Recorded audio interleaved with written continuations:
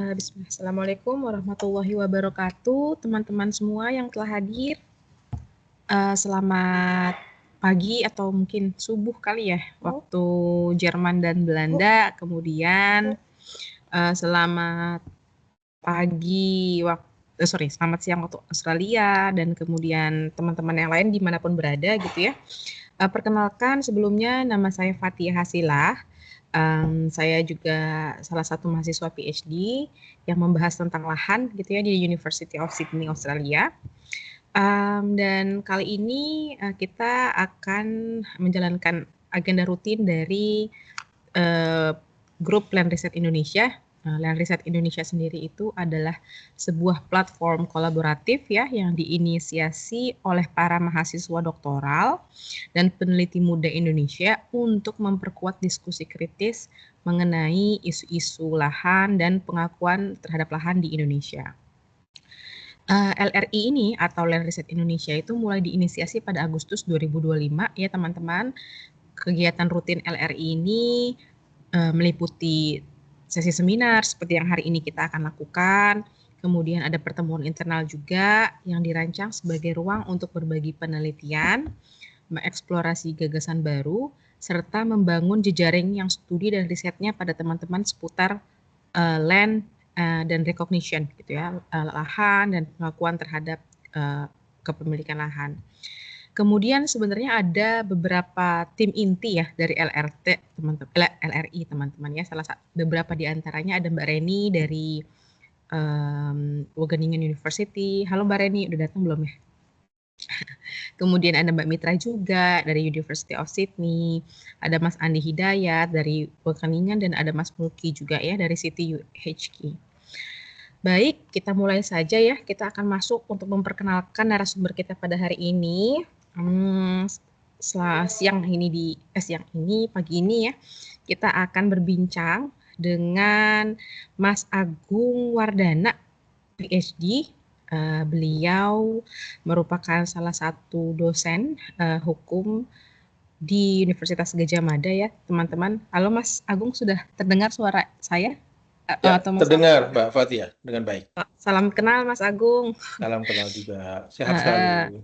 Sehat selalu. Kemudian Mas Agung ini meluluskan atau menamatkan studi doktoralnya di Asia Research Center, Murdoch University Australia pada tahun 2017.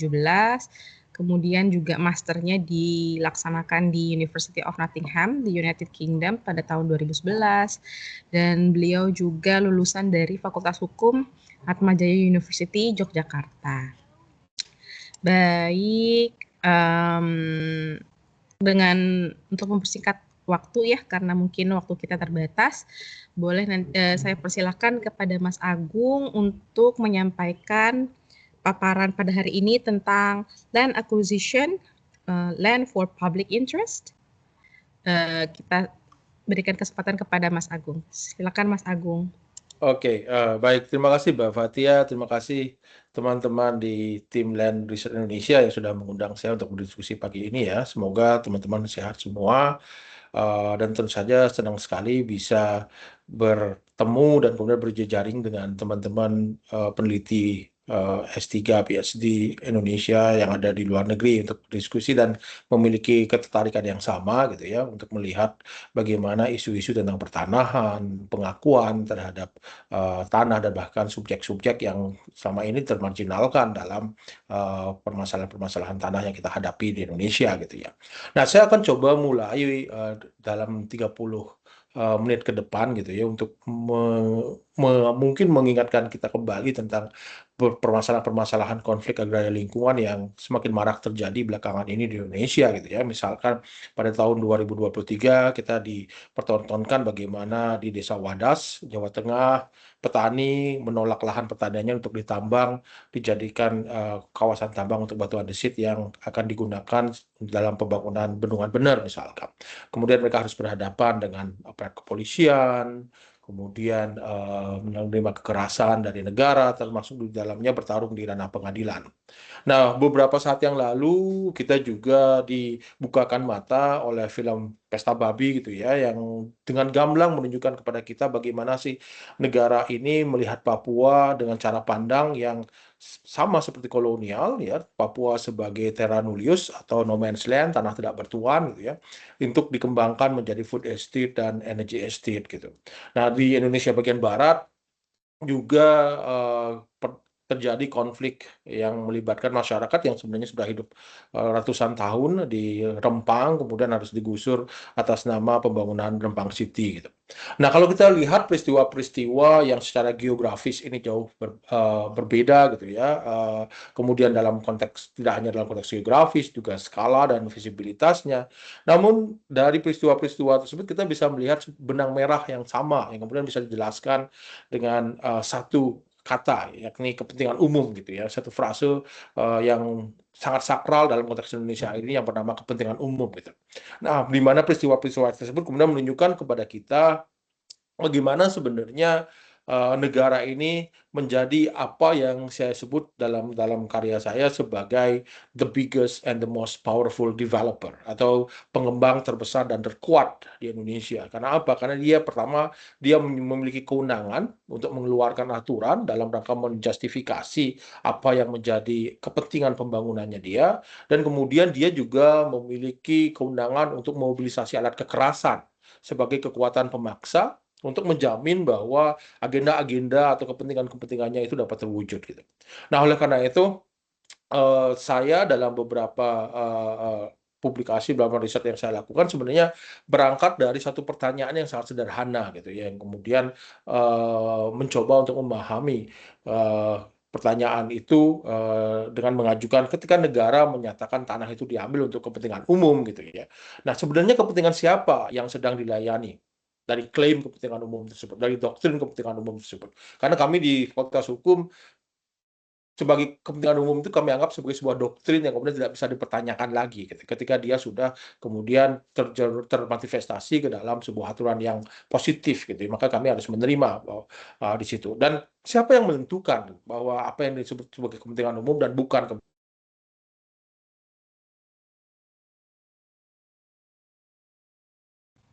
Sepertinya Mas Agung terputus. Iya nggak, Mbak Mitra? Iya kayaknya ya. Iya, Mbak. Tunggu aja sebentar. Oh, iya. Ren, ini Mas Igam mau direkam, jadi katanya di-record aja nggak apa-apa. Oh, udah kok. Udah ya? Oh ya, oke, good. Udah. Oke.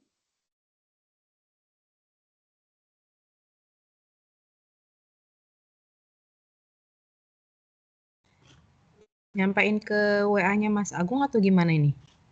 Kamu punya? Aku nggak punya. Nggak punya aku. Kami by email selama ini. Aku email deh.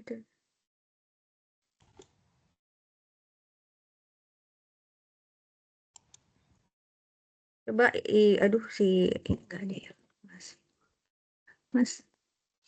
Oh ini aduh. Dihubungi lewat Teams ini aja bisa kali? Oh, bisa ya? Bisa Chat kah? ya? Oh, di chatnya aja gitu ya? Lewat chat ya. Mana ya tadi? Tapi udah keluar Masnya. Oh, mental ya? Ya, Mas tolong. Mas,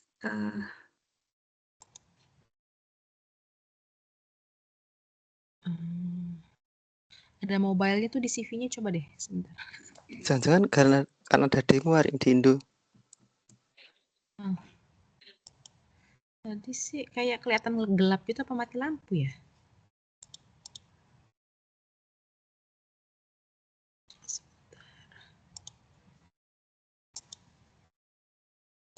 udah aku email sih.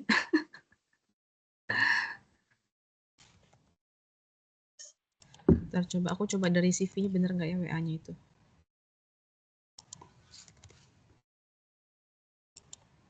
Tapi harusnya Masnya tahu sih dia Gitu ya? kepental. Nggak mungkin nggak ngeh. Mungkin mati lampu kali. Iya. Soalnya tadi sebelum berhenti dia kayak langsung gelap. Bukan kayak koneksi yang buruk ya, tiba-tiba mati. Oh, ini aku dikasih WA sama peserta. Wait, Mas.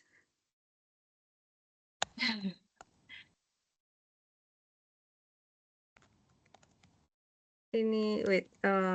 Aku juga sudah aku WA kasih. nih Dapat WA-nya kamu? Ada kan? dari CV-nya. Yang di CV. Mm-mm. Iya, aku juga udah WA. Iya, Mas. Masalahnya waktunya Iya, dia dia sebentar. sempit. Kalau waktunya nggak sempit sih mungkin aman aja. Oh ya, cuman bisa sejam lebih ya, Mbak ya?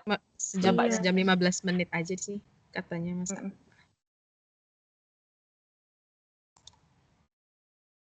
Mungkin bisa by handphone ya.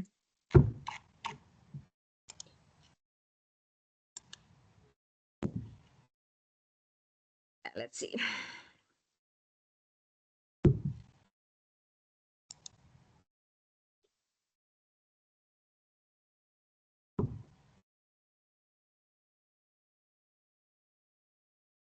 Mungkin sambil menunggu bisa ini juga disampaikan ya, Ren. Ini kan ada beberapa yang join non-member. Jadi buat teman-teman yang mungkin ingin lebih mengenal LRI ya, Land Research Indonesia, mungkin pertama bisa follow IG kita.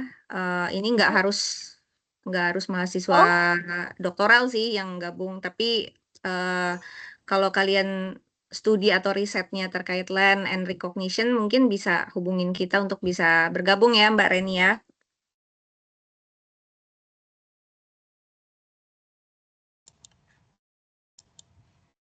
Apa di telepon kali ya mungkin ya? Baik Kak ya.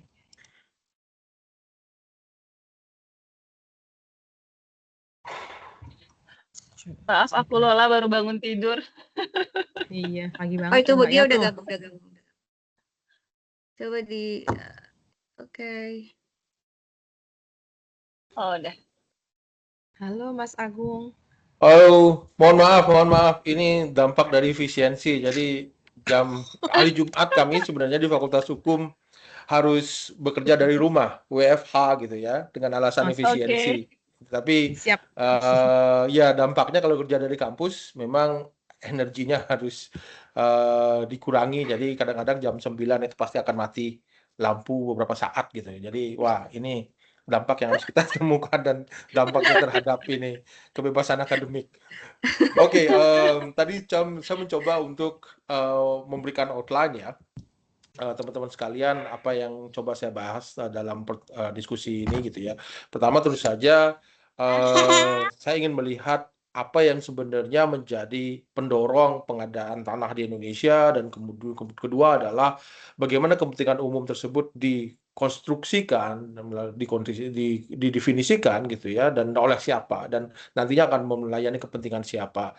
Dan yang ketiga tentu saja instrumen hukum yang seperti apa yang kemudian dipakai, yang sehingga memungkinkan pengambilan tanah atas nama kepentingan umum ini dilakukan, termasuk juga mereduksi atau bahkan mengurangi ruang-ruang melakukan perlawanan terhadap upaya negara dalam mengapropriasi tanah dalam rangka kepentingan umum ini. Dan tentu saja yang terakhir, siapa yang akan dimenangkan dan harus menanggung biaya dari praktek-praktek ini gitu ya. Dan terakhir, kesimpulan tentu saja kita akan coba melihat refleksi kritis tentang fenomena ini. Nah, kalau kita mulai dari pertanyaan mengapa pengadaan tanah menjadi fitur yang sentral dan kemudian berulang dalam model pembangunan Indonesia, saya pikir ini bukan sekedar implikasi atau efek turunan yang muncul sesekali gitu ya dalam pembangunan infrastruktur di Indonesia, tapi kita harus lihat dia sebagai sebuah keniscayaan keniscayaan struktural yang berkaitan dengan bagaimana sebenarnya perekonomian Indonesia ini diorganisasikan, dan basis ekonominya masih pada industri-industri ekstraktif yang kemudian lapar lahan, dan kemudian haus sumber daya gitu ya. Nah, dalam konteks ini sebenarnya ada narasi formalis yang sering kita dengar dari mereka yang mendukung pembangunan kepentingan umum, terutama juru bicara pemerintah gitu, yang mengatakan bahwa pengadaan tanah adalah sebuah proses atau prasyarat teknis bagi pertumbuhan ekonomi, kemudian jalan, bendungan, bandara, kawasan industri, semua itu hanya dapat dibangun, tidak dapat dibangun kalau tidak ada kepastian atas tanah, kemudian sehingga negara memiliki kewenangan untuk mengadakan tanah, termasuk di dalamnya membentuk bank tanah gitu ya, kemudian memberikan kompensasi kepada pemiliknya, dan semua orang akhirnya diasumsikan akan menerima manfaat dari pengadaan tanah untuk kepentingan umum, misalkan jalan tol, kemudian lapangan terbang, airport, bandara, ataupun apa namanya infrastruktur yang dianggap kemudian kepentingan umum yang lain, dan kemudian akan menciptakan lapangan pekerjaan, dan yang tidak kalah penting adalah berkontribusi pada pertumbuhan ekonomi gitu. Nah, dan itu yang sering kali kita dengar dalam klaim-klaim pemerintah yang berkaitan dengan urgensi untuk mengadakan tanah untuk kepentingan umum. Namun kalau kita lihat menggunakan lensa ekonomi politik kritis gitu ya, yang kemudian lensa yang saya pakai dalam karya saya dengan Rebecca Malkerbrook, gambaran yang muncul justru menjadi sangat berbeda gitu. Kami tidak memperlakukan negara, kami tidak mengasumsikan negara sebagai aktor atau wasit yang netral di Indonesia ini, yang kemudian berdiri di atas kepentingan-kepentingan yang saling berkontestasi dalam masyarakat, dan kemudian menimbang lalu mencapai keseimbangan yang adil atas berbagai kepentingan atas tanah yang ada di Indonesia. Tapi kami melihat negara ini sebagai black box yang kemudian harus kita periksa ulang gitu ya, klaim-klaim netralitas tersebut. Dan disinilah kemudian kami mencoba untuk menggunakan kerangka teori yang dikembangkan oleh Polansas gitu ya, yang melihat bahwa negara itu adalah sebuah kondensasi material dari relasi kekuatan-kekuatan sosial yang ada dalam masyarakat, yang artinya bahwa institusi negara, kemudian hukum sebagai atribut dari negara, dan juga prioritas-prioritas pembangunannya, proyeknya, agenda-agendanya adalah endapan dari hasil dari konflik sosial, ya produk dari konflik sosial yang menjadi endapan dari pergulatan sosial dari masa lalu yang terjadi secara historis, dan kemudian juga terjadi terus-menerus, yang mencerminkan kepentingan siapa yang sebenarnya memegang kekuasaan dalam masyarakat gitu ya. Nah, negara di sini tidak kami lihat sebagai institusi yang menyeimbangkan kepentingan dari posisi yang netral, tapi negara adalah hasil dari pertarungan kepentingan yang terus berlangsung gitu. Nah, saya pikir ini kemudian menjadi menarik ya ketika kita lihat atribut doktrin kepentingan umum ini dia pandang sebagai atribut negara, sebagai pemegang kekuasaan dan melayani kepentingan publik gitu. Dan ketika dia menggunakan klaim kepentingan umum, maka kita harus periksa ulang negara ini siapa gitu. Dan kepentingan siapa yang sebenarnya dilayani oleh negara ini. Nah, di sini kemudian ada 3 kondisi struktural yang membuat pengadaan tanah menjadi pemicu konflik yang begitu persisten terjadi dalam konteks Indonesia. Yang pertama,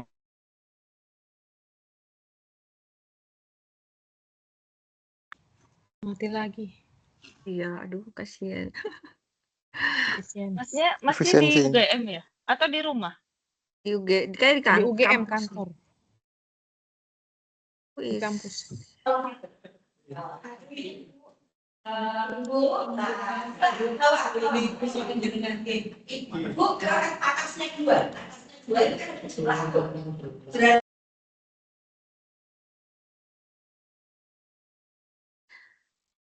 Dimohon tunggu dulu para peserta nih, Mas Agungnya lagi disconnect. Mudahan nanti bisa langsung connect lagi ya. Sepertinya ada gangguan.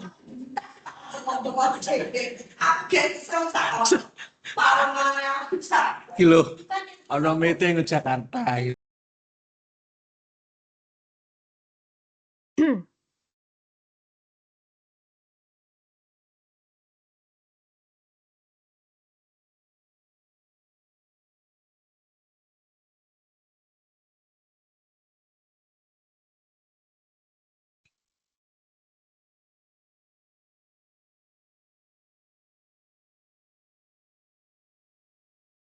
Jangan jaga-jaga. Nanti ada sesi discussion-nya juga, Mbak. Ada Mbak Reni, insya Allah, tapi mungkin sebentar ya. Tadi sih karena nggak ada bayangan bakal terputus. Bayangan ininya normalnya tadi diskusi tanya jawabnya 30 menit, tapi ini nggak tahu. Mungkin 5 sampai 10 menit kali ya. Soalnya ini kan belum Ya, nggak selesai. apa-apa, Mbak. Siap-siap. Mungkin sekalian promo juga buat yang tanggal 20 ya, Mbak Mita. Kita juga iya. ada sesi discussion ya, Mbak Fatia. Betul. Sama Pak Nur Fauzi Rahman. Untuk detailnya bisa lihat di Instagram kita. Nanti bisa daftar juga. Oke.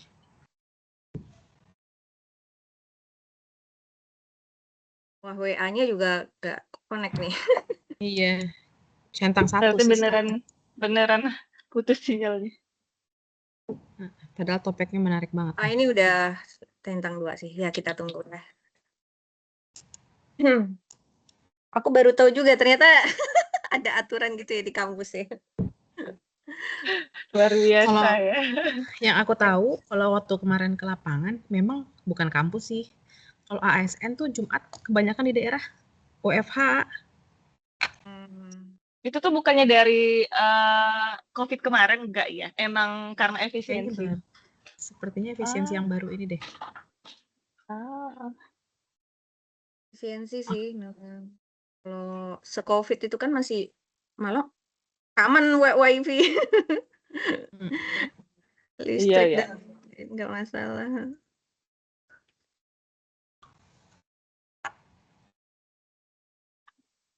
Ini isu land acquisition emang lagi gencar banget sih. Nah, ini dia udah datang. Oke. Baik. Maafkan teman-teman, ini memang memuakkan sebenarnya program ini. Mohon maaf sekali lagi teman-teman. Oke, kita coba. Nah, ini artinya sudah 2 kali, biar kita harus antisipasi kemungkinan akan ada yang ketiga dan seterusnya ya. Baik. Semangat, Mas. Ya, artinya memang kita harus konsolidasi ini untuk melawan. Oke, tadi saya sampai pada 3 kondisi struktural yang kemudian membuat kenapa pengadaan tanah untuk kepentingan umum ini seringkali memicu konflik dan bersifat persisten di Indonesia. Tentu saja yang pertama adalah bahwa tanah ini sekarang semakin habis dan makin terkonsentrasi penguasaannya dan bahkan sudah hadir sebagai frontier terbuka. Ya. Kalau kita lihat bagaimana karya Tania Lee gitu ya tentang Asia Tenggara menunjukkan hal ini seiring dengan menutupnya batas wilayah fisik yang tersedia, persaingan di antara para aktor gitu ya, mulai dari industri kecil, kemudian petani kecil, bahkan industri ekstraktif, negara, migran perkotaan, semakin intensif kemudian memperebutkan bidang tanah yang sama dan sifatnya sangat terbatas ini gitu. Nah, tanah yang dulunya marginal atau tidak diklaim, kini justru menjadi antrian menjadi objek yang antrian kemudian diklaim, misalkan di teman-teman yang mungkin familiar dengan kawasan Jogja gitu ya, di Gunung Kidul misalkan yang dulu bahkan orang dikasih tanah di situ aja udah mikir gitu karena nggak ada air ya. Tapi sekarang justru menjadi area pertarungan di mana ketika industri pariwisata masuk ke situ dan kemudian mengklaim kawasan-kawasan tersebut untuk mengembangkan pariwisata gitu. Nah, faktor yang kedua tentu saja yang terjadi di kawasan Asia Tenggara dan juga di Indonesia gitu ya, tanah itu tetap menjadi apa yang kami sebut sebagai komoditas tidak sempurna gitu. Nah, apalagi di sebagian besar pedesaan di Indonesia gitu ya, tanah itu belum bisa sepenuhnya diserap ke dalam pasar properti yang bersifat private, tidak seperti di Eropa misalkan ketika negara perlu tanah maka ya deal-nya pasti dengan kompensasi yang layak gitu karena memang tanah itu dianggap sebagai aset dan kemudian dengan mudah dikonversi ke dalam bentuk kompensasi dan kemudian dipindahkan ke bentuk yang lain dalam bentuk uang atau dalam bentuk deposito atau diganti dengan tanah yang lain. Tapi dalam konteks Indonesia tidak sederhana itu ya. Tanah itu memiliki nilai sosial, kemudian kultural, bahkan spiritual dan bahkan nilai subsisten yang kemudian membuat karakter tanah di Indonesia ini tidak bisa direduksi hanya sekedar ke dalam nominal berupa currency, berupa uang, rupiah gitu ya. Nah, ketidaksempurnaan karakter tanah ini sebagai komoditas ini yang kemudian juga menjadi sumber kontestasi ya, karena dia memberikan ruang kepada masyarakat lokal untuk meletakkan pijakan-pijakan moral, pijakan-pijakan etis, pijakan-pijakan adat dan klaim-klaim hukum ya lokal juga untuk menolak komodifikasi atas tanah, menolak pengambilan tanah gitu ya. Namun di sisi yang lain dia juga memberikan ruang pada negara dan kapital dengan alasan untuk terus mendorong tanah untuk menuju menjadi komoditas yang sempurna atau komoditas penuh gitu yang kemudian bisa dikonversi ke dalam bentuk ekonomi gitu melalui program sertifikasi kemudian skema tanah yang clean and clear dan sejenisnya yang kemudian ingin memastikan bahwa tanah itu menjadi properti ya masuk ke dalam property regime yang sempurna sehingga dengan masuk menjadi property regime yang sempurna maka dia dapat dengan mudah diperjualbelikan dan pengalihan atas tanah akan menjadi lebih clean and clear di masa depan gitu. Nah, dan yang ketiga adalah dan ini adalah inti dari bacaan ekonomi politik yang kami lakukan dalam beberapa riset gitu ya, bahwa konsolidasi di tingkat elit gitu ya telah mampu kemudian membentuk konsensus dalam negara di mana pertumbuhan ekonomi merupakan mantra sakral yang menjadi prioritas nasional yang bersifat tunggal gitu. Jadi konsolidasi elit ini yang kemudian menggunakan jargon pertumbuhan ekonomi sebagai agenda yang paling sakral di Indonesia hari ini. Kalau sudah bicaranya pertumbuhan ekonomi itu tidak bisa ditolak. Apalagi kemudian dalam kalau kita baca Katharina Pistor misalkan menyebutkan bahwa elected leaders, jadi pemimpin yang terpilih secara demokratis itu sekarang kesuksesannya tidak lagi dinilai seberapa mampu dia mendistribusikan kesejahteraan dalam masyarakat, tapi kemudian dinilai dari seberapa besar atau seberapa tinggi tingkat pertumbuhan ekonomi yang kemudian dia mampu wujudkan dalam era pemerintahannya. Di sini indikator kesuksesan aktor-aktor politik itu akan dinilai dari pertumbuhan ekonomi itu. Dan itu yang juga kita sering dengar dalam kampanye-kampanye politik bahwa mereka akan kalau terpilih akan menaikkan pertumbuhan ekonomi sekian persen dan seterusnya. Nah, kalau kita lihat setelah pemilu 2019 misalkan hampir seluruh partai oposisi terserap ke dalam koalisi pemerintahan Jokowi pada saat itu sehingga kompetisi politik yang dulunya bisa kemudian mempersoalkan kebijakan tanah, pembangunan digantikan oleh kesepakatan untuk sekedar membagi-bagikan manfaat ekonomi daripada infrastruktur dan investasi di antara mitra koalisi yang dibangun oleh Jokowi dan kemudian dilanjutkan oleh Prabowo. Nah, ketika pembangunan didefinisikan secara sempit sebagai investasi kapital berskala besar, konektivitas, ekstraksi, koridor pariwisata, dan berbagai kawasan industri dan lain-lain sebagainya, pengadaan tanah berhenti menjadi kebutuhan yang bersifat kasuistik dan kemudian berubah menjadi prasyarat berulang demi berlangsungnya keseluruhan model pertumbuhan ekonomi yang menjadi agenda negara tersebut. Nah, inilah sebabnya mengapa doktrin yang sama yang bernama kepentingan umum itu terus muncul kembali dalam setiap titik konflik, misalkan di Gedung Ombo di 1980-an juga atas nama kepentingan umum, kemudian pengembangan pariwisata masif di Bali di era Orde Baru juga atas nama kepentingan umum, kasus di Wadas, konflik di Rempang, di Labuan Bajo, kemudian food estate di Papua juga menggunakan klaim yang sama demi kepentingan umum. Ini bukanlah sebuah rangkaian sengketa lokal yang terpisah-pisah, saya pikir, dan tapi dia merupakan bagian dari struktur akumulasi yang sama yang kemudian bekerja dalam medan yang berbeda dan secara geografi yang berbeda. Nah, kemudian masuk ke bagian yang kedua, jadi siapa yang berwenang menentukan apa yang dimaksud kepentingan umum dan bagaimana definisi itu kemudian mengalami proses evolusi atau pergeseran dari waktu ke waktu seiring dengan berubahnya konfigurasi kekuasaan di tingkat elit gitu ya. Nah, dalam teori politik dan hukum, kepentingan umum sebagai sebuah konsep tidak akan pernah memiliki makna yang baku gitu. Ya, karena apa? Karena ketidakjelasannya ini bukan sebuah kebetulan gitu ya, melainkan merupakan pilihan-pilihan struktural. Nah, kalau kita lihat misalkan Frank Shorroff pada tahun 57 pernah menulis dan menggambarkan bagaimana kepentingan umum itu sebagai sebuah konsep justru dia memainkan peran vital karena ketidakjelasannya. Karena dia kemudian bisa menunda kebutuhan akan definisi yang spesifik beserta konflik yang bisa ditimbulkan oleh definisi spesifik tersebut. Dengan ketidakjelasan, kekaburan makna itulah yang kemudian akan ditafsirkan berdasarkan pada konteks konfigurasi politik tersebut. Apa yang dimaksud dengan kepentingan umum dari waktu ke waktu itu akan mengalami perubahan tergantung dari konfigurasi itu, kekuasaan itu. Nah, sehingga dia tidak membutuhkan definisi yang spesifik. Karena justru dengan definisi yang tegas, maka itu justru akan menghambat konfigurasi politik itu untuk menafsirkan dari waktu ke waktu apa yang dimaksud dengan kepentingan umum. Karena bisa saja kepentingan mereka akan berubah dari waktu ke waktu. Gitu. Nah, kalau kita lihat literatur hukum misalkan, res coupon memperlakukan kepentingan umum ini sebagai klaim negara gitu ya, yang kemudian bertindak sebagai penjaga kepentingan sosial. Kemudian ada juga Locke, Dewi, kemudian memberikan pembacaan yang lebih formalis dan jinak terhadap kepentingan umum ini, di mana negara dianggap sebagai wali yang netral demi kebaikan bersama, dan kemudian kepentingan umum adalah cara negara untuk mewujudkan kepentingan bersama itu gitu. Nah, Chomsky sebaliknya memberikan pembacaan yang instrumentalis yang melihat kepentingan umum atau kepentingan nasional dalam konteks Amerika Serikat khususnya dalam praktiknya berkorelasi sebenarnya lebih kuat pada kepentingan elit atau politik bisnis. Jadi oleh karena itu dia menawarkan untuk mengecek ulang klaim kepentingan umum ini, karena kepentingan umum ini adalah instrumen dari kelas yang berkuasa untuk melegitimasi kepentingan mereka gitu. Nah, saya pikir kita tidak perlu jatuh pada salah satu teori yang sifatnya ekstrim, satu sisi liberal, kemudian satu sisi instrumentalis, gitu ya, formalis dan instrumentalis.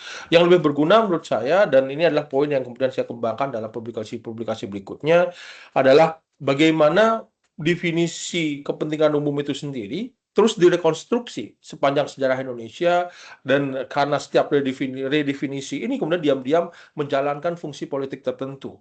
Dan kita akan coba lihat misalkan genealogi atau perkembangan konsep kepentingan umum ini dari waktu ke waktu secara ringkas gitu ya. Nah, kalau kita lihat era kolonial gitu ya, Undang-Undang Agraria 1870 memperkenalkan sebuah doktrin yang bernama domain verklaring, yang mana setiap tanah yang tidak sesuai dengan model kepemilikan pribadi ala Eropa kemudian dinyatakan sebagai milik negara gitu. Nah, negara sekali lagi di sini negara kolonial mengklaim diri sebagai representasi dari kepentingan bersama gitu, kepentingan umum gitu. Nah, ini sesungguhnya bukan tentang kepentingan umum dalam artian substantif yang akan kita bicarakan, tapi ini adalah teknik hukum yang kemudian bertujuan untuk menyediakan tanah. Pertama-tama mengklaim tanah itu menjadi milik pemerintah kolonial dan kemudian akan dibagi-bagikan kepada perusahaan-perusahaan milik swasta Eropa untuk dibangun perkebunan, pertambangan, dan lain sebagainya.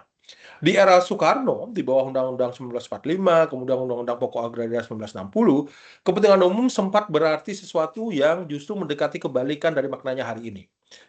Misalkan kita lihat redistribusi tanah untuk kepentingan kaum tani tidak bertanah, pembatasan luasan tanah untuk tanah pribadi, misalkan sawah hanya dibatasi 3 hektar, kemudian perkebunan hanya dibatasi 7 hektar, untuk menghindari konsentrasi kepemilikan atas tanah di Indonesia, dan kemudian terjadi reforma agraria sebagai janji kesejahteraan utama. Proyek ini kemudian sayangnya berhenti ya pasca kekerasan dan pembantian massal di 1965, 66, dan kemudian naiknya Soeharto tanpa kekuasaan. Di era Orde Baru di bawah Soeharto, kepentingan umum kemudian bergeser menjadi hak negara ya untuk mengendalikan sumber daya alam atas nama rakyat gitu ya, yang kemudian menjadikan pasal 33 Undang-Undang Dasar 1945 sebagai alat klaimnya gitu ya, yang secara teoritis dianggap melayani kepentingan rakyat, namun secara administratif kemudian disalurkan melalui lingkaran sempit atau kroni-kroni mereka, yang para konglomerat, kemudian perusahaan yang berafiliasi dengan militer, serta keluarga yang ada di lingkaran Soeharto gitu ya. Nah, pembangunan pariwisata massal di Bali misalnya, dan kemudian bendungan Kedung Ombo gitu Jawa Tengah yang menggusur setidaknya 30.000 orang gitu ya, dan kedua ini berlangsung atas nama kepentingan umum tersebut. Di era SBY 2025, 2014 gitu ya, kepentingan umum kemudian didefinisikan ulang. kali ini istilah kepentingan umum ini mendekati sebuah pandangan filsafat moral yang sering kita kenal dengan nama utilitarianisme gitu ya, utilitarian. Jadi kepentingan umum yang cenderung utilitarian karena kepentingan umum ini didefinisikan sebagai kepentingan sebagian besar masyarakat gitu. Nah, walaupun ini terdengar demokratis, tapi dalam prakteknya justru memperluas cakupan apa yang dianggap sebagai kepentingan umum yang juga di dalamnya termasuk investasi swasta melalui skema pemerintah swasta atau public-private partnership untuk membangun infrastruktur, dan kemudian menghapus persyaratan lama bahwa proyek kepentingan umum harus bersifat nirlaba dan dimiliki negara. Nah, di era Jokowi 2014-2019, kepentingan umum kini saat itu didefinisikan dalam peraturan pengadaan tanah 2021 sebagai kepentingan bangsa, negara, masyarakat yang harus diwujudkan dan digunakan sebesar-besarnya untuk kemakmuran rakyat.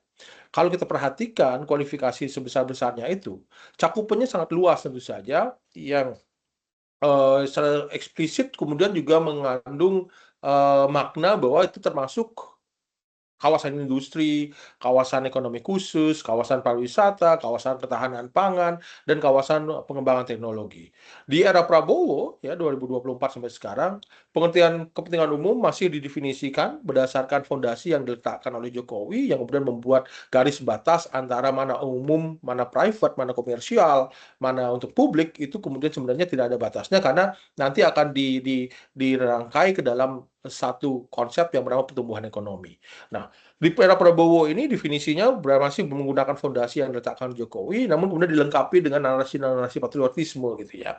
Nah, kepentingan umum pun mengalami sekuritisasi gitu ya, di mana klaim atas kepentingan umum bertumbuh pada alasan-alasan keamanan, gitu. Seperti keamanan pangan, keamanan energi, dan lain sebagainya gitu. Nah, ada satu konsep yang saya pakai gitu untuk menjelaskan apa yang terjadi dari sepanjang lintasan sejarah mengenai kepentingan umum ini, yang disebut sebagai rekonstruksi neoliberal atas kepentingan umum, yang mengacu kepada karya David MacDonald.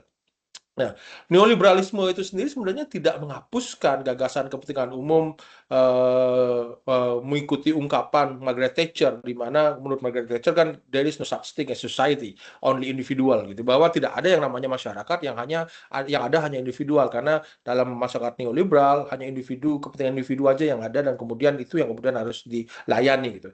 Tapi bukan berarti hanya karena ada individu saja kemudian kepentingan umum tidak ada. Kepentingan umum itu kemudian didefinisikan secara lebih spesifik dengan melihat kepentingan umum ini sebagai instrumen untuk bisa mendorong kesejahteraan individual gitu ya. Nah, dalam konteks ini neoliberalisme kemudian menambahkan ulang definisi kepentingan umum pada pertumbuhan ekonomi, bukan sekedar sebagai salah satu sarana untuk mencapai kesejahteraan, namun justru kepentingan umum ini menjadi ukuran kesejahteraan nasional yang menjadi agregat bagi kesejahteraan individual gitu.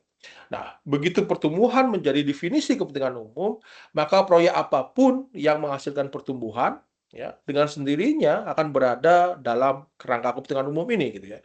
Dalam masyarakat yang penghidupannya hancur oleh proyek kepentingan umum, kemudian mereka harus menanggung biaya yang diperlukan bagi manfaat bersama sebagai sebuah bangsa. Nah, ini kemudian tidak menjadi agenda dalam pembahasan tentang kepentingan umum ini, karena ketika kepentingan umum disamakan dengan pertumbuhan ekonomi, maka apapun yang kemudian berkontribusi pada pertumbuhan ekonomi kemudian bisa diklaim sebagai kepentingan umum. Nah, bagi saya ini adalah pergeseran yang cukup krusial gitu ya, karena artinya klaim tersebut bukan sekedar hanya klaim kosong atau kemunafikan dari negara ketika mobilisasi kepentingan umum sebagai sebuah konsep gitu ya, tapi klaim itu sebenarnya koheren secara internal, karena ada premis-premis yang kemudian membuat dia terkunci dan kemudian menjadi meyakinkan ketika negara menggunakan klaim ini, yang berarti bahwa ini berkonsekuensi saat ini bagi kita untuk tidak hanya mengatakan bahwa klaim negara atas kepentingan umum itu salah gitu, atau ini bukan kepentingan umum yang sesungguhnya sebagaimana yang kita pahami gitu ya, tapi kita mesti mulai mempersoalkan hal yang lebih substantif untuk melihat ketika negara mengkonstruksikan kepentingan umum, sebenarnya kepentingan siapa yang dilayani, ya, dan kepentingan apa yang kemudian dipertimbangkan dan kemudian disisihkan dalam klaim-klaim kepentingan umum atau dikecualikan dalam kepentingan umum ini. Dan ini yang membuat kita bertanya lebih jauh dan kemudian membuat kita harus memeriksa ulang tentang nature dari negara hari ini di Indonesia yang dalam bayangan saya sangat jauh dari karakter liberal, ya, sebagai pengemban kepentingan bersama, ya, dan ini yang kemudian mesti kita lihat ulang ketika negara mengklaim membawa kepentingan umum. Kalau kita lihat negara bukan sebagai pemegang mandat mandat bersama, karena negara adalah produk dari konflik sosial yang siapa yang memenangkan pertarungan dan kemudian menguasai negara, maka kepentingan umum sebenarnya adalah kepentingan bagi mereka yang memenangkan kepentingan negara. Nah, dalam bahasa publikasi saya, kepentingan umum saya pandang sebagai universalisasi dari kepentingan partikular dari mereka yang berkuasa, gitu ya.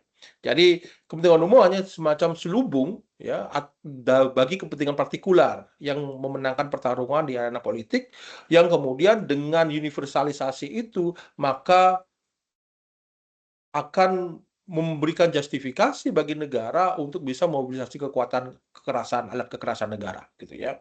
Jadi kepentingan partikular kemudian berubah menjadi kepentingan universal. Ketika dia menjadi kepentingan universal, maka dia akan di-backup dengan alat kekerasan negara, termasuk hukum di dalamnya, untuk memastikan bahwa kepentingan universal ini akan bisa dijalankan. Nah, disinilah kemudian kita akan coba lihat secara lebih konkret, gitu ya, bagaimana doktrin kepentingan umum ini dioperasionalkan, gitu. Karena tadi kita bicara pada level konseptual, tapi kita juga perlu masuk ke level-level yang lebih operasional. Bagaimana sebenarnya kepentingan umum ini dijalankan dalam konteks Indonesia, dan arsitektur hukum seperti apa yang kemudian bekerja untuk memastikan klaim kepentingan umum ini bisa bekerja, gitu ya. Nah, di 2024 saya menulis bersama Zaki, gitu ya, kami menggunakan kerangka yang dikembangkan oleh Halls, Hirsch, dan Taniali dalam The Power of Exclusion, gitu ya, mengidentifikasi 4 kuasa yang saling berinteraksi dan kemudian membuat orang tercegah untuk mengambil manfaat dari tanah. Jadi 4 kuasa itu adalah pasar, kemudian regulasi, legitimasi, dan kuasa paksaan. Nah, dalam konteks ini saya akan coba melihat secara singkat satu persatu dari 4 kuasa yang bekerja mengatasnamakan kepentingan umum tersebut. Yang pertama adalah kuasa pasar. Kuasa pasar ini bekerja melalui penyederhanaan relasi manusia dengan tanah yang menjadi semata-mata aset ekonomi. Sesuatu yang kemudian dapat dikonversi secara clear dan clean, gitu ya, menjadi uang kompensasi atau uang ganti rugi. Inilah yang memungkinkan pengadaan tanah itu memiliki kepastian hukum, kemudian investasi tentu saja akan membutuhkannya ketika tanah itu bisa dialihkan secara clean dan clear, gitu. Nah, dalam konteks pasar ini pula, maka dalam pengambilan tanah untuk kepentingan umum harus diupayakan bahwa prosesnya bersifat efisien dan cepat, gitu. Nah, semakin sedikit pihak yang kemudian diakui sebagai pengklaim atas tanah, maka semakin cepat prosesnya, maka biaya transaksi yang juga timbul dari proses pengambilan tanah juga akan semakin rendah. Jadi itu logika yang juga dikembangkan oleh Omnibus Law misalkan dalam proses percepatan investasi, karena cost of transaction untuk mendapatkan tanah di Indonesia dianggap sangat besar. Oleh karena itu, maka harus ada upaya untuk menurunkan ongkos-ongkos transaksi untuk mendapatkan tanah tersebut, yakni dengan jalan memastikan bahwa tanah itu adalah sebagai aset ekonomi. Nama yang muncul di sertifikat itu, maka itu saja yang akan diajak berdiskusi untuk mengambil tanah dan memberikan kompensasi, gitu. Nah, walaupun sebenarnya dalam masyarakat bisa saja saya punya tanah dalam sertifikat saya, gitu. Saya punya sertifikat tapi tanah saya dimanfaatkan secara sosial. Ada pohon durian di situ, ada pohon pete di situ, dan kemudian ini terbagi secara sosial. Jadi banyak orang menerima manfaat dari tanah saya. Nah, dalam konteks Omnibus Law, manfaat sosial ini kemudian tidak dilihat, karena yang dilihat tanah itu adalah aset ekonomi, pemiliknya adalah mereka yang masuk dalam sertifikat, sehingga hanya saya yang kemudian akan diajak terlibat untuk membicarakan kompensasi. Yang kedua adalah kuasa regulasi. Ini adalah model yang paling banyak saya coba dalami, gitu ya, sebagai orang yang memiliki background hukum, gitu ya. Dalam hal ini saya melihat kuasa regulasi itu bekerja ke dalam 2 dimensi substansi dan dimensi prosedural, gitu. Di sisi substansi, ya, sebagaimana saya sebutkan tadi bahwa Undang-Undang Cipta Kerja ini secara eksplisit menyebutkan bahwa ada proyek-proyek strategis yang kemudian diberikan insentif, bahkan tidak hanya ekonomi tapi juga politik, yang kemudian menjadi tujuan agenda pembangunan nasional yang bernama Proyek Strategis Nasional atau PSN. Nah, undang-undang ini kemudian menggantikan dasar hukum PSN yang semula berupa peraturan presiden dan peraturan pelaksana, dan menanamkan perlakuan istimewa bagi PSN ke dalam hukum pertanahan dan hukum tata ruang di Indonesia. Jadi sudah naik levelnya dari peraturan administratif kemudian menjadi undang-undang. Nah, di sisi prosedur, ini adalah bagian yang menurut saya menarik untuk kita analisis dan menjadi fokus dari karya kolaboratif saya yang terbaru dalam melihat ulang bingkai PSN sebagai ruang hukum eksepsional. Jadi exceptional legal space yang saya pinjam secara longgar dari state of exception-nya Agamben gitu ya, yang kemudian diadaptasi dalam bentuk pengecualian terhadap pembangunan di Indonesia. Nah, exceptional legal space atau ruang hukum pengecualian ini bekerja melalui sebuah pasal ya dalam tata ruang nasional Indonesia, dalam rencana tata ruang nasional yang bernama pasal 114A yang disisipkan ke dalam peraturan tata ruang nasional pada saat itu ketika terjadi litigasi atas PLTU Cirebon 2 yang masih berlangsung pada saat itu. Nah, mungkin nanti kita bisa diskusi itu kasus tentang apa gitu ya. Intinya adalah bahwa PLTU Cirebon digugat oleh warga atas dasar bahwa izin lingkungan yang dikeluarkan itu berada di kawasan kecamatan yang tidak dimasuk dalam tata ruang. Dan ini kemudian dianulir oleh pasal 114A dengan mengatakan bahwa proyek strategis nasional bisa mengambil tempat di mana saja asalkan kemudian dia ada rekomendasi dari menteri. Pasal ini mengizinkan proyek strategis nasional berjalan meski dia tidak tercantumkan dalam tata ruang daerah gitu ya, asalkan kemudian memperoleh rekomendasi dari kementerian dan rencana tata ruang daerah tidak dicabut, dia tetap ada di atas kertas, namun dikesampingkan kapanpun ketika PSN itu membutuhkan tanah gitu ya. Nah, dan karena pengecualian ini disisipkan melalui peraturan pemerintah sebagai bentuk kewenangan eksekutif biasa, dia tidak memerlukan pembahasan di parlemen. Dia tidak memerlukan koalisi legislatif ya antar partai politik, cukup dengan keputusan administratif saja. Ini adalah jenis pengecualian yang secara struktural berbeda dengan pengecualian di era Orde Baru gitu ya, yang mengandalkan keputusan presiden yang secara transparan bisa terlihat tidak sewenang-wenangannya ya, kesewenang-wenangan Perpres itu bisa kelihatan karena memang dibuat oleh presiden dan kemudian bisa dicabut oleh dia sendiri gitu. Nah, pengecualian yang terjadi yang sekarang justru tertanam pada undang-undang dari Omnibus Law, kemudian bahkan diperkuat lagi di pengadilan. Saya beberapa saat yang lalu pernah meneliti juga bagaimana PSN diterjemahkan dalam putusan-putusan pengadilan di Indonesia, dan kemudian karena dia sudah masuk dalam rejim undang-undang dan kemudian diturunkan dalam aturan-aturan yang administratif dan diperkuat lagi oleh putusan pengadilan, maka dia menjadi lebih sulit untuk digoyahkan gitu ya, justru dalam konteks demokrasi hari ini. Nah, kemudian yang ketiga adalah kuasa legitimasi ya, yang bekerja melalui dua perangkat utama. Yang pertama, doktrin kepentingan umum itu sendiri yang sudah saya jelaskan tadi, yang membingkai siapapun yang menolak kepentingan umum ini sebagai individu yang egois gitu ya, sebagai individu yang tidak loyal terhadap kepentingan bangsa gitu, anti pembangunan dan lain sebagainya. Kan kita juga masih terdoktrin oleh Orde Baru yang mengatakan bahwa orang Indonesia itu mendahulukan kepentingan bersama di atas kepentingan pribadi dan golongan gitu. Jadi ketika negara membutuhkan tanah untuk pembangunan kepentingan umum, maka kepentingan pribadi dan kepentingan golongan itu mestinya dikalahkan. Kalau Anda tetap berbicara membela kepentingan pribadi Anda, maka kemudian Anda akan dianggap sebagai bukan warga negara yang baik atau warga negara yang egois gitu ya. Dan yang kedua, kuasa legitimasi ini juga bekerja melalui proses teknokratisasi atau yang Tani Ali sebut sebagai rendering technical gitu ya, di mana pembingkaian keputusan pengadaan tanah itu seringkali merupakan kalkulasi yang dianggap netral, kemudian teknis, apolitis, alih-alih sebagai sebuah pilihan-pilihan politik gitu ya. Nah, misalkan program food estate merupakan contoh yang sangat gamblang gitu. Dari kompleksitas agroekologi lokal, sistem penguasaan tanah, dan sistem penghidupan kemudian diratakan menjadi satu target produksi teknis semata-mata, persis seperti yang terjadi di revolusi hijau di era 70-an gitu ya. Jadi permasalahan pangan kemudian dipandang hanya sekedar permasalahan teknis gitu ya. Kenapa kemudian solusinya adalah mencari lahan di Papua misalkan, karena dipandang sebagai permasalahan teknis belaka. Dan yang keempat adalah kuasa paksaan, di mana terjadi mobilisasi aparat kepolisian secara langsung, dan juga kemudian ada kadang kekerasan oleh aktor non negara, ya preman dan lain sebagainya, atau broker yang sangat agresif untuk mendorong masyarakat agar menyetujui proyek strategis nasional, kemudian digunakan untuk melakukan penekanan terhadap mereka yang melawan gitu ya. Nah, buku saya dan terbit awal tahun ini di Cambridge University Press mencoba untuk melihat bagaimana kuasa paksaan ini bekerja dalam konteks pembelaan warga atas ruang hidupnya yang diambil alih oleh proyek-proyek strategis nasional, oleh proyek pertambangan dan lain sebagainya. Dan itu menunjukkan kepada kita bagaimana kuasa paksaan itu bekerja untuk melakukan kriminalisasi terhadap mereka yang coba untuk mempertahankan ruang hidup mereka, termasuk tanah mereka.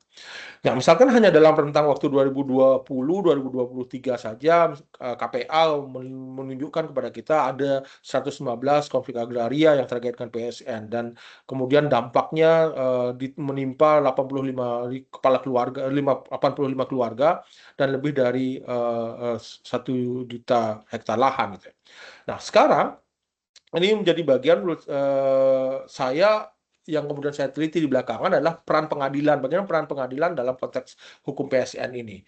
Dalam karya terbaru ini, saya mencoba untuk mendalam bagaimana pengadilan, termasuk di dalamnya Mahkamah Konstitusi, menangani gugatan atas ketidakjelasan apa yang dimaksud dengan kepentingan umum. Jadi konsep definisi kepentingan umum ini mengalami ketidakjelasan, dan ini kemudian coba dibawa ke MK untuk meminta kejelasan, sehingga tidak menimbulkan abuse of power, ketidaksewenang-wenangan dalam pengambilan tanah gitu ya, maupun dalam sengketa-sengketa tata ruang dalam proyek-proyek yang membawa kepentingan umum. Polanya kemudian temuan saya adalah ada pola yang konsisten di mana pengadilan enggan untuk mensyaratkan definisi kepentingan umum yang presisi, yang ketat gitu ya, dan kemudian memperlakukan ketidakjelasan ini sendiri sebagai pilihan legislatif yang sah gitu. Jadi pengadilan tidak masuk mencoba untuk memberikan batasan apa yang dimaksud dengan kepentingan umum dan apa bukan kepentingan umum, tapi kemudian mengamplifikasi dan memperluas gitu ya, menjustifikasi ketidakjelasan itu sebagai pilihan-pilihan regulasi yang kemudian dibutuhkan oleh pemerintah karena perkembangan yang terus berubah gitu. Nah, pengadilan juga memperlakukan status PSN sebagai fakta administratif yang tidak boleh dipersoalkan ulang secara judisial, dan ketika rencana tata ruang daerah berbenturan dengan status proyek strategis nasional misalkan, pengadilan justru secara konsisten menyelesaikan ketegangan itu dengan memenangkan penetapan proyek strategis nasional itu. Jadi ketika proyek strategis nasional dibawa ke pengadilan itu seringkali kemudian berpihak kepada proyek strategis nasional dengan alasan non legal. Dengan misalkan kasus Cirebon, gugatan warga ditolak dengan alasan bahwa hukum itu semestinya mendorong pembangunan, dan PLTU Cirebon adalah proyek strategis nasional yang akan mensejahterakan masyarakat. Oleh karena itu, hukum itu semestinya memfasilitasi PLTU Cirebon. Kurang lebih seperti itu logika yang ingin dibangun. Jadi di sini kemudian terlihat apa yang saya sebut, yang Kaniska Jayasuriya sebut sebagai korporatisme, relasi antara eksekutif dan yudisial. Jadi di mana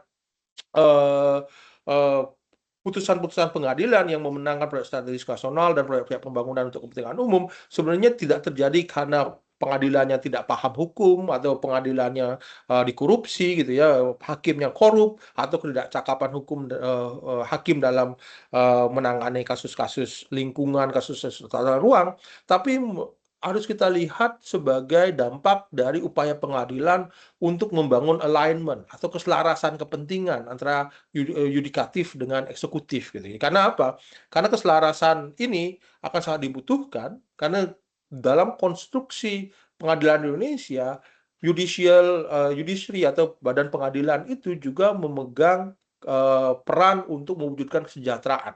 Nah, untuk mewujudkan tujuan nasional. Dalam konteks inilah kemudian pengadilan justru menjadi penyokong bagi eksekutif dalam mewujudkan apa yang diklaim sebagai proyek-proyek yang akan mensejahterakan kepentingan masyarakat gitu ya. Dan hasilnya gugatan hukum tidak sekedar kalah karena faktanya, tapi gugatan tersebut kalah karena memang kerangka tafsir itu sendiri yang telah diselaraskan ya oleh hakim, sehingga ada kepentingan yang sama antara pengadilan dan pemerintah yang melihat bahwa pembangunan yang didefinisikan oleh negara, didefinisikan oleh eksekutif adalah pembangunan yang tujuannya adalah untuk mencapai kesejahteraan bersama gitu. Nah, yang berikut mungkin saya akan coba skip siapa yang diuntungkan, tidak melihat kasus per kasus gitu ya. Tapi kalau kita lihat beberapa kasus misalkan Wadas, kemudian Labuan Bajo berkaitan dengan Taman Nasional Pulau Komodo, di Rempang, ya, kemudian Food Estate di Papua, kita bisa melihat ada aktor-aktor yang konsisten memenangkan pertarungan, memenangkan perebutan atas tanah ini. Yakni pihak yang diuntungkan adalah konglomerat dan kemudian individu yang berhubungan erat dengan kekuasaan eksekutif, ya, baik anggota dewan, pengawas lembaga investasi, atau pejabat ya, yang justru menjadi sebenarnya vokal point ekowisata dalam konteks Labuan Bajo misalkan, atau pemimpin kamar dagang dan industri Kadin, atau manajer kampanye politik presiden dan lain sebagainya, yang saya kira ini bukan kebetulan gitu ya. Ini merupakan sebuah bukti struktural dari apa yang Robinson and Fedi Hadis sebut sebagai kapitalisme predatoris gitu ya, di mana aktor-aktor konglomerat yang kemudian memiliki kekuatan finansial itu mau kemudian melakukan pembajakan atas institusi-institusi negara dengan tujuan untuk melakukan pertahanan atau bahkan memperluas keuntungan bagi kepentingan private mereka gitu ya. Jadi institusi-institusi yang semestinya bekerja untuk publik justru kemudian melayani, mereka gunakan, mereka mobilisasi untuk kepentingan keuntungan private gitu. Nah, kemudian dari dampak yang ditimbulkan, ya tentu saja tidak terdistribusi secara merata di tengah masyarakat, gitu ya, terutama perempuan, ya khususnya menanggung beban yang tidak proporsional, kehilangan pendapatan dari perdagangan skala kecil mereka, dari usaha garam mereka dan lain sebagainya, dan kemudian kalau kita bicara pencemaran yang kemudian disebabkan oleh proyek strategis nasional, tentu saja perempuan yang paling rentan terkena dampak dari pencemaran, gitu ya. Nah, sederhananya bahwa publik yang sebenarnya diklaim dalam klaim kepentingan umum ini, ya, yang dibawa oleh PSN, berdasarkan bukti yang ada, berdasarkan temuan empirik saya, justru sebenarnya adalah bukan publik yang sebenarnya masyarakat marginal, tapi adalah kepentingan adalah mereka yang sebenarnya sudah berada dan berada di konfigurasi kekuasaan yang ada di kelompok elit ini gitu ya. Jadi sekali lagi itu yang kenapa saya menjelaskan bahwa kepentingan umum itu adalah universalisasi dari kepentingan partikular gitu ya, karena memang yang diuntungkan, yang temuan empirik saya adalah yang diuntungkan adalah kepentingan partikular dari kelompok elit ini. Nah, dan terakhir untuk refleksi kita ya, saya pikir ada 3 refleksi yang ingin saya sampaikan di sini. Pertama, demokratisasi di Indonesia pasca 1998 memang nyata adanya, terutama di ranah institusional, di mana ada otonomi daerah, ya, pelimpahan kewenangan ke daerah, kemudian ada pengadilan tata usaha negara yang kemudian lebih mudah diakses untuk warga untuk mempertanyakan kebijakan administrasi negara, kemudian masyarakat sipil yang semakin kemudian dapat bekerja dengan lebih bebas dibandingkan dengan era Orde Baru. Namun pencapaian institusional ini tidak pernah cukup dengan sendirinya untuk menghasilkan sebuah perubahan yang redistributif gitu ya. Ketika kita bicara demokrasi adalah upaya untuk mewujudkan distribusi kesejahteraan, maka itu perubahan di level institusional itu kemudian tidak membawa kita kepada redistribusi kesejahteraan itu. Karena redistribusi kekuasaan ekonomi politik yang mendasarinya tidak benar berubah. Lalu kalau bahasanya orang-orang ekonomi politik, struktur ekonomi politik itu tidak berubah ya, karena konfigurasi kekuasaannya masih berada di tangan para oligark ini yang kemudian mereka bisa kemudian mereorganisasi diri dalam perubahan-perubahan institusional yang ada gitu. Nah, yang kita dapatkan justru sebaliknya inkorporasi ya, di mana institusi demokrasi yang baru kemudian terserap dalam struktur kekuasaan elit yang sudah ada, yang kemudian diinkubasi di era Orde Baru ya, kemudian alih-alih mengubahnya gitu ya. Nah, dalam konteks ini temuan yang kedua adalah ruang hukum eksepsional yang dibangun di seputaran PSN justru sekarang lebih tahan ya dari perlawanan dibandingkan ketika dia dibangun di era Orde Baru. Karena apa? Karena di era demokrasi ini ruang pengecualian yang dibangun itu sudah terkonsolidasi tidak hanya dalam konteks undang-undang, tidak hanya dalam konteks aturan administrasi sebagaimana di Orde Baru menggunakan Kepres misalkan sebagai aturan administratif, tapi di era sekarang justru sudah menjadi undang-undang dan kemudian undang-undang ini juga sudah dijustifikasi, diberikan legitimasinya oleh badan pengadilan MK dan kemudian pengadilan tata usaha negara dan lain sebagainya, sehingga ini menyulitkan perlawanan untuk dilakukan hanya sekedar mengganti aturan administratif, tapi mau tidak mau kemudian akan membutuhkan proses yang lebih panjang dalam proses penggantiannya. Nah, yang ketiga adalah berkaitan dengan resisten perlawanan. Saya pikir perlawanan yang selama ini dilakukan oleh warga terhadap PSN itu bukan hal yang sia-sia gitu ya. Misalkan di beberapa tempat di Wawoni, kemudian di kasus-kasus Cirebon, walaupun pernah menang gitu ya. Setidaknya untuk sementara ya bahwa ini menunjukkan kepada kita bagaimana kemenangan-kemenangan parsial ini penting gitu ya. Bukan karena telah membalikkan pola struktural yang terjadi, tapi melainkan dia menunjukkan di mana batas-batas internal ruang hukum eksepsional ini sesungguhnya berada, karena ia menghasilkan pengetahuan yang kemudian kita bisa dokumentasikan dan kemudian berbasis pada lokalitas tertentu dan juga menjaga konflik pemaknaan ya atas kepentingan umum ini tetap kemudian bisa kita pertarungkan ya, dan kita tidak melihat kepentingan umum ini sebagai sebuah konsep yang atau doktrin yang selesai ketika dia didefinisikan oleh negara, tapi kemudian kita terus pertarungkan dia, pertentangkan dia dengan kenyataan yang ada. Maka oleh karena itu saya coba akhiri diskusi kita melalui pertanyaan gitu ya, alih-alih sebuah kesimpulan, karena ini akan menjadi diskusi kita bersama, misalkan untuk mempush diskursus tentang kepentingan umum ini lebih jauh lagi. Nah, ketika kepentingan umum ini pada dasarnya adalah konsep yang kabur dan kemudian dapat diperdebatkan ya, yang menjadi ciri khas struktural dari konfigurasi politik yang ada, maka pertanyaan sesungguhnya bukanlah apakah ia akan didefinisikan oleh mereka yang berkuasa. Ia akan selalu didefinisikan oleh berkuasa tentu saja, tapi pertanyaan sesungguhnya adalah perangkat hukum, politik, kemudian pengetahuan atau epistemologi apa yang masih tersisa bagi masyarakat, masyarakat adat, masyarakat lokal, masyarakat yang secara ekonomi marginal, perempuan dan masyarakat sipil, gerakan sosial yang masih tersisa yang kemudian bisa kita pakai untuk memobilisasi perlawanan, mempersoalkan klaim-klaim atas kepentingan umum tersebut di kasus-kasus yang ada, kemudian di berbagai macam ranah pertarungan ya, sebelum ruang-ruang pertarungan itu semakin menyempit yang sebagaimana kita lihat hari ini, di mana ruang sipil menjadi semakin menyempit dan pilihan-pilihan kita menjadi semakin sempit pula untuk melakukan perlawanan. Kira-kira apa yang tersisa bagi kita sehingga kita bisa kemudian tetap terus optimis bahwa kita terus bisa melawan agenda-agenda negara dan kapital ini dalam mengapropriasi tanah atas nama kepentingan umum. Saya pikir itu yang saya sampaikan. Selebihnya saya kembalikan ke Mbak Fathia. Silakan.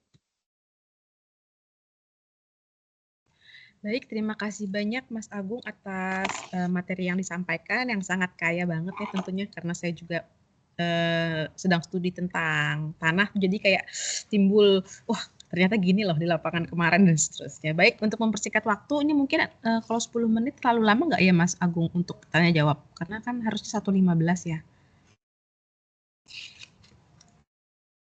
Oke, ya paling ya telat 5 10 menit? menit lah, tidak apa-apa. 10 menit. Oke, baik. Kita punya kesempatan tanya jawab 10 menit untuk peserta yang hadir. 15 menit Sila- juga nggak apa-apa, Mbak. Oh, 15 menit. Aman. Baik, terima kasih atas waktunya. Baik, teman-teman yang hadir silakan raise hand untuk mengajukan pertanyaan dan disebutkan dulu nama dan dari institusi apa. Silakan, boleh dibantu nggak Mbak Mitra atau Mas Mbak Reni? Oh, Mbak Reni juga. Oh, Mbak Reni pertama. Baik, silakan Mbak Reni. Tapi kalau ada yang lain yang mau nanya juga boleh duluan. Sepertinya belum ada ya. Iya, belum ada. Silakan Mbak Reni. Ya udah sambil nunggu. Oh, ini ada Mbak Silvi. Oke, Mas Agung, thank you banget udah hadir dalam kesempatan ini. Sangat inspiring dan interesting ya, penjelasannya. Jadi keinget kasus-kasus viral akhir-akhir ini tuh ternyata akarnya tuh seperti apa, kayak kasus Jampitsus versus Polri misalnya kayak gitu. Gimana hukum kita itu benar-benar diatur sama kepentingan yang di atas. Nah, mungkin pertanyaannya tadi kan Mas Agung menjelaskan kepentingan umum itu untuk siapa. Nah, kalau jika emang public interest ini didasarkan pada rasionalitas neoliberal, seperti untuk economic growth, akumulasi modal. Nah, sebelumnya saya sendiri lagi riset tentang land recognition for indigenous people di Sumatera, di Jambi untuk orang rimba, karena saya aslinya dari Jambi juga kebetulan. Nah, saya ingin menyangkut sedikit ke sana, apakah reformasi hukum pengadaan tanah khususnya untuk masyarakat adat yang sekarang pun juga masih diperjuangkan dan tidak selesai-selesai gitu ya, itu masih akan efektif jikapun itu nanti akan disahkan gitu ya, karena bagaimanapun kalau lihat dari penjelasan Mas Agung tadi, itu akan tetap memproduksi logika yang sama gitu. Meskipun ya jadi gimana gitu, kayak apakah tetap masih ada seperti movement atau mungkin dari grassroots movement yang bisa memungkinkan itu tetap bisa terimplementasi dengan baik, meskipun agak susah juga ya dengan ambisi dengan baik itu seperti apa juga gitu. Itu aja sih dari aku. Thank you, Mas. Oke, terima kasih Mbak Reni. Ya, apakah pengakuan terhadap masyarakat adat, terutama relasi mereka dengan tanah atau wilayah adat mereka yang saat ini mengalami popularitas ya, bahkan DPR setelah belasan tahun, bahkan puluhan tahun gitu ya, tiba-tiba kemudian seperti mendapatkan wahyu bahwa kita harus mengakui masyarakat adat gitu ya, mengakui hak masyarakat adat. Padahal selama ini disentuh saja tidak gitu. Nah, dan ini jangan lupa, ini juga harus kita baca dalam konteks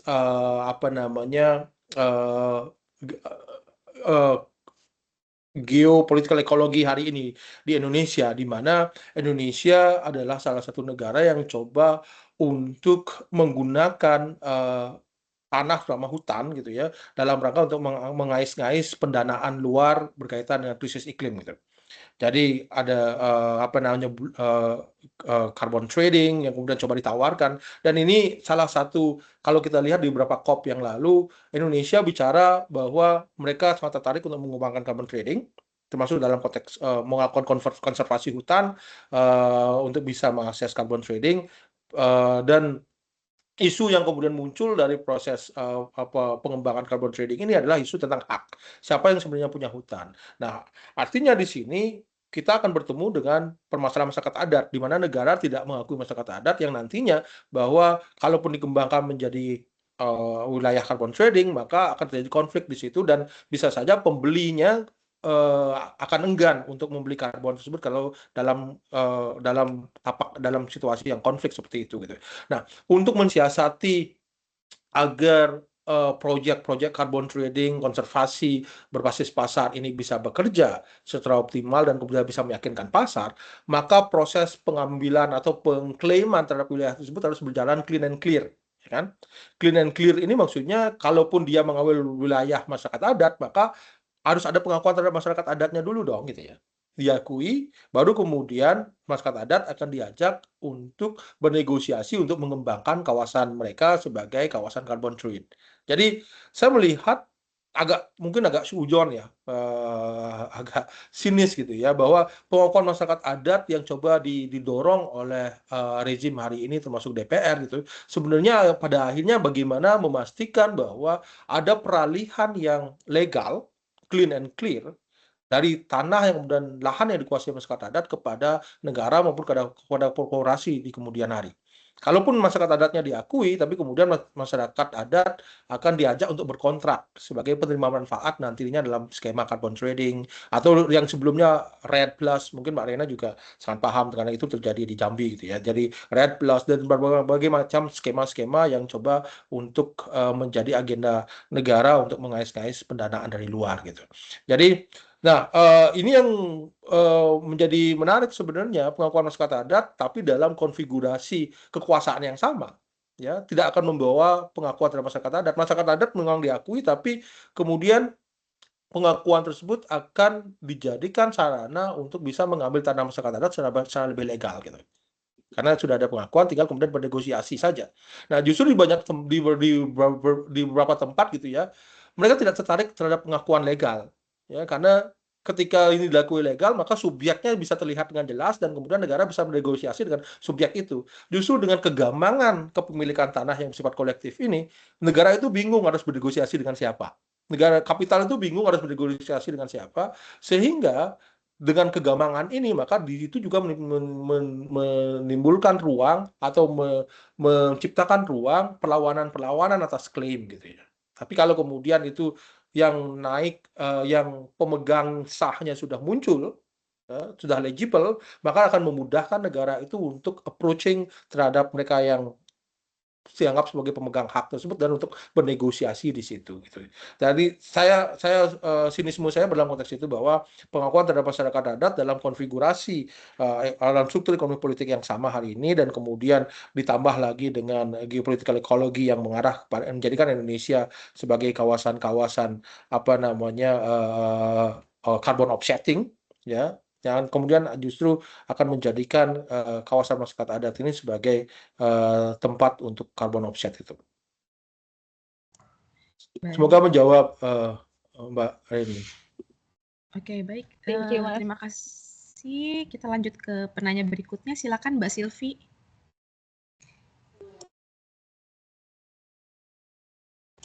Halo, Mbak Silvi, Halo. apakah masih Maaf mungkin. Halo, bisa dengar ya, Mbak? Oh iya, oh Silvi, oh iya maaf Mas. Maaf ya, mungkin kamera saya mungkin tidak terbuka ya. Oh iya, Padahal saya sudah. boleh, silakan.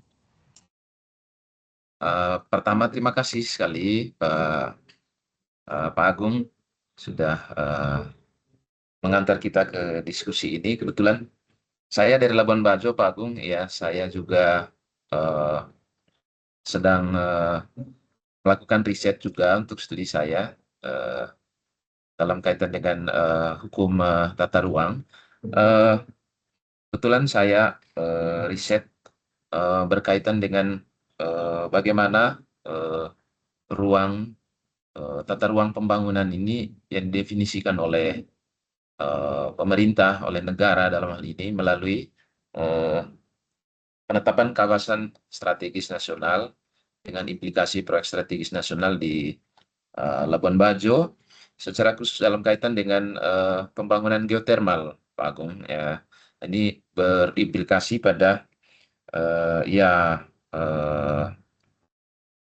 berkaitan dengan keadilan ruang, karena masyarakat adat secara khusus itu, karena seluruh titik pengembangan geotermal di Flores itu masuk di kawasan hutan dan juga tanah-tanah adat milik masyarakat adat, dan itu memang mengambil dalam kapasitas yang begitu besar. Dan saya melihat bahwa di situ ada memang problem soal pemaknaan terhadap ruang itu sendiri, ya, di mana di satu sisi tadi seperti juga mungkin sudah disinggung oleh Pak Agung tadi, ruang versi negara ini memang ya sangat direduksi pada kepentingan ekonomi, industrialisasi, energi dan seterusnya, dengan alasan-alasan justifikasinya yang ya kepentingan nasional, pertumbuhan dan seterusnya seperti dijelaskan tadi itu. Tapi di sisi lain masyarakat ini punya pemaknaan tersendiri terhadap ruang sebagai satu kosmologi begitu ya, dengan tentu nilai-nilai yang mengikat dalamnya. Nah, ini saya agak pesimis juga memang Pak Agung, berkaitan dengan bagaimana ini posisi masyarakat adat di sana. Tadi soal pengakuan legal dan seterusnya itu, skema-skema resistensi yang mereka bangun selama ini memang sepertinya belum begitu kuat untuk bisa mempertahankan hak-hak mereka.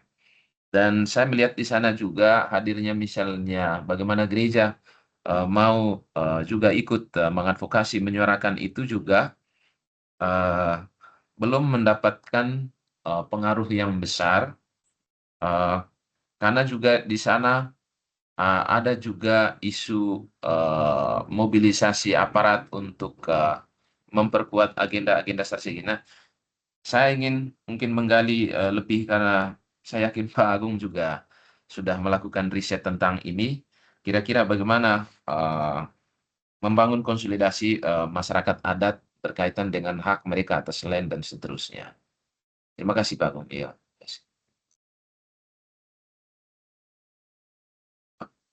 Atau saya terima satu lagi ya sebelum saya jawab ya. Oh ya baik, silakan Mas Heri untuk pertanyaannya. Ya, terima kasih Mbak Fathia, terima kasih Mas Agung untuk pemaparan teoretiknya yang sangat padat.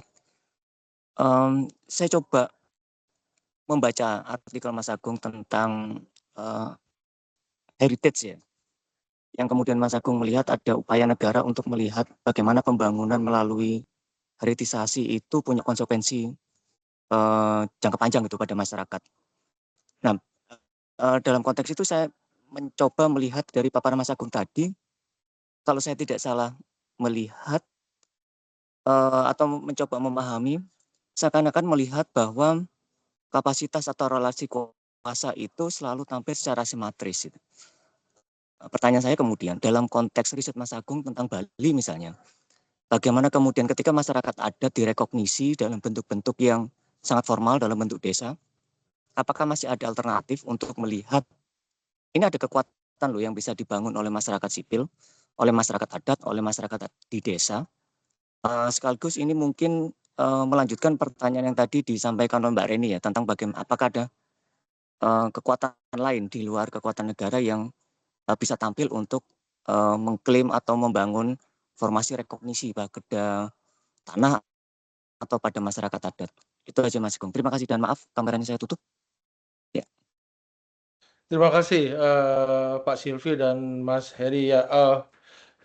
Mengenai perlawanan memang betul sekali ya. Memang masyarakat adat mencoba untuk mencari upaya atau strategi perlawanan sendiri di tengah kemudian sistem hukum negara, kemudian struktur negara sudah sedemikian kuat dikuasai dan agenda-agenda kapital di situ dan juga permasalahan apa namanya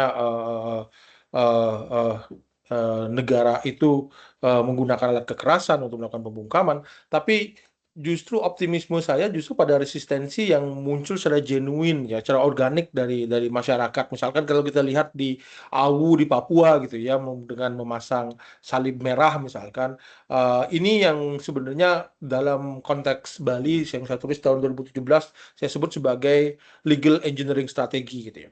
Karena aktor-aktor yang berkonflik entah dalam rangka perebutan ruang, entah perebutan tanah, sumber daya gitu ya, akses sumber daya, akan selalu membutuhkan klaim legal untuk membackup kepentingan mereka. Jadi tanpa ada klaim legal, ya, tanpa ada kekuatan legalitas yang kemudian mengklaim kepentingan mereka, maka mereka akan sangat mudah untuk dikesampingkan, sangat mudah untuk dikalahkan gitu. Nah, ketika misalkan aktor-aktor yang berkonflik itu membutuhkan klaim legal, pertanyaannya klaim legal ini apakah semata-mata hanya bisa dilayani oleh hukum negara?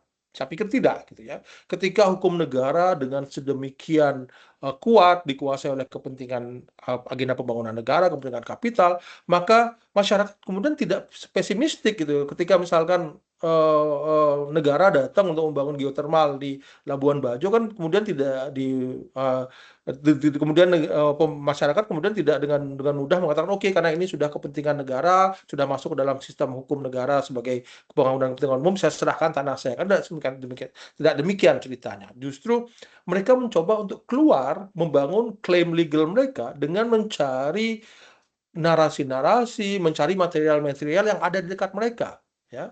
Mereka kemudian mengkonstruksikan ulang penafsiran mereka tentang hukum adat mereka, yang kemudian dikaitkan dengan hukum agama, melihat lahan itu kemudian dijadikan semacam kawasan yang sakral gitu ya. Dan ini yang dilakukan oleh masyarakat Awu, kan, masyarakat adat Awu gitu di Papua, di mana ketika hukum negara sudah sedemikian terorkestrasi untuk kepentingan kapital, maka mereka kemudian mencari legitimasi legal yang lain dengan menggunakan salib merah itu, yang bukan perpaduan atau sintesis dari hukum adat mereka dengan hukum agama untuk melakukan, tetap untuk mengklaim bahwa mereka punya fondasi legal untuk melakukan perlawanan.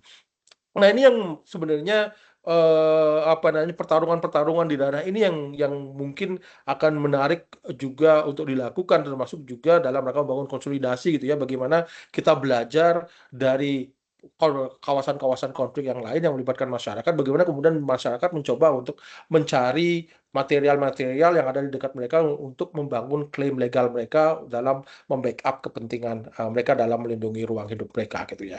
Nah, saya pikir itu yang bisa menjadi pintu masuk Pak Silvi, dengan mencari bagaimana sih pola perlawanan mereka dan model hukum yang seperti apa yang mereka kemudian kembangkan ya, berdasarkan material apa yang mereka peroleh yang ada di sekitar mereka untuk kemudian membackup kepentingan mereka. Dan ini kalau kini kemudian bisa kita temukan, mungkin ini bisa diduplikasi di tempat lain dan kemudian membangun konsolidasi bersama di antara mereka yang menjadi korban pembangunan gitu. Nah, Mas Heri ya, mau maafkan saya karena memang saya dididik di Murdoch School gitu ya, dengan cara pandang yang sangat skeptis melihat perubahan-perubahan institusional gitu, termasuk di dalamnya apakah dengan keberadaan undang-undang pengakuan terhadap hak masyarakat adat kemudian kondisi akan berubah. Tentu saja akan menimbulkan skeptisisme bagi kami yang mendalami critical political economy. Tapi bukan berarti itu tidak penting, karena seringkali misalkan di masyarakat yang selama ini invisible dalam mata negara atau tidak lihat dalam mata negara, dari mata negara, maka membuat mereka invisible, membuat mereka visible, terlihat dari mata negara dengan memberikan pengakuan, itu adalah langkah awal gitu ya. Artinya undang-undang masyarakat adat kalaupun nanti diakui, itu adalah langkah awal untuk menunjukkan pada negara maka bahwa mereka ada ya.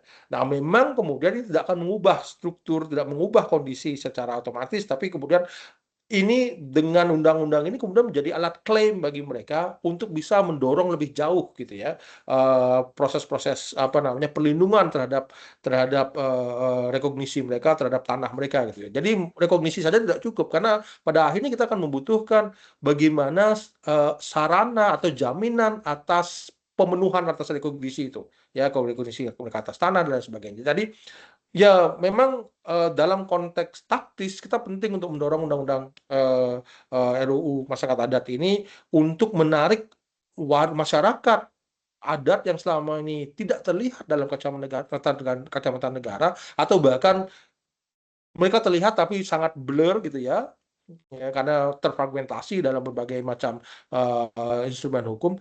Tapi dengan undang-undang masyarakat adat mereka akan dengan terlihat jelas dalam kacamata negara, maka ini kemudian bisa menjadi alat klaim untuk mendorong proses berikutnya ya, keadilan ruang, keadilan atas tanah ya, ke dalam konteks distribusi ya, dan kemudian partisipasi mereka dalam proses pengambilan keputusan. Dan memang dalam konteks itu saya setuju bahwa tapi dalam jangka panjang tentu saja kita tetap membutuhkan transformasi struktur sosial ekonomi politik, karena memang pengakuan saja tidak memadai untuk bisa kemudian tetap menjaga ruang-ruang hidup mereka. Saya pikir itu yang bisa saya sampaikan, Mas Heri. Baik, terima kasih banyak Mas Agung atas jawabannya yang sangat terstruktur, kemudian juga lengkap. Mudah-mudahan dari teman-teman yang bertanya, jawabannya sudah memuaskan ya, karena juga waktu Terima terbatas. kasih Mas Agung, terima kasih banyak. Terima kasih Pak Silvi. Oke, karena waktu juga Terima yang kasih Mas Agung. Ya. baik, waktu terbatas, teman-teman. Mungkin ada kesimpulannya kayak kita ambil dari pertanyaan yang memicu pemikiran selanjutnya yang tadi disampaikan Mas Agung ya. Sebenarnya perangkat hukum, politik, pengetahuan apa saja sih yang masih tersisa yang kita miliki gitu ya, yang bisa dipakai untuk memobilisasi perlawanan agar pemanfaatan yang adil terhadap tanah itu bisa kita lanjutkan untuk pergerakan selanjutnya gitu kira-kira. Mungkin itu menjadi pertanyaan pemicu buat teman-teman semua yang hadir. Terima kasih banyak narasumber kita hari ini Mas Agung Wardana PhD atas waktunya yang sangat terbatas tapi sangat mantap banget informasi yang disampaikan, dan teman-teman yang hadir juga terima kasih